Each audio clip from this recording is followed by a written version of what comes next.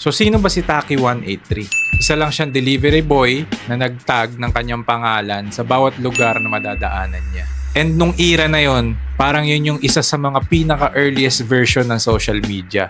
Yung makita yung pangalan mo sa paligid. Specifically sa mga pader. So mula nun, nagkaroon siya ng influence sa paligid. Kasi nga, ba't mo nakikita yung mga sulat sa pader? Ano ba ibig sabihin yan? Ano ba mga mensahe niyan? Anong kalokohan yan? Oh.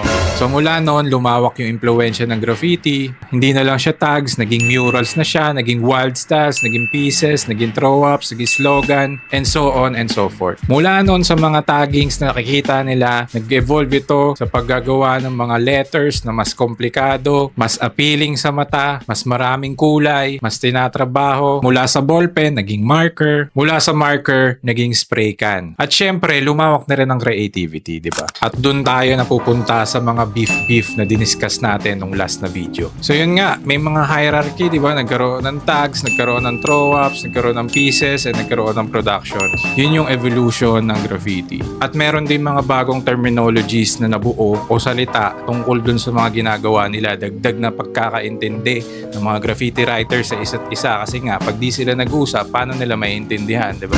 So may mga terms tayo like getting up, ibig sabihin talagang maging kalat yung pangalan mo sa isang lugar. Kailangan makita yung tag mo sa maraming lugar, parang ang goal mo maging household name sa pader. Meron din tayong tinatawag na heaven spots. Ayan yung mga spots o area na napakahirap akyatin. Usually yan, mga billboard, mga tuktok ng building, bubong ng bahay, bubong ng iba-ibang establishments na nakakagulat kung paano mo may imagine kung paano napintahan yung spots na yun. At syempre, doon na rin nabuo yung mga crew. So yung word na crew, ayan, yun yung nagsama-sama na yung mga graffiti writers para ma-represent din nila yung kanya-kanya nilang mga kaibigan, grupo, at style, and so on.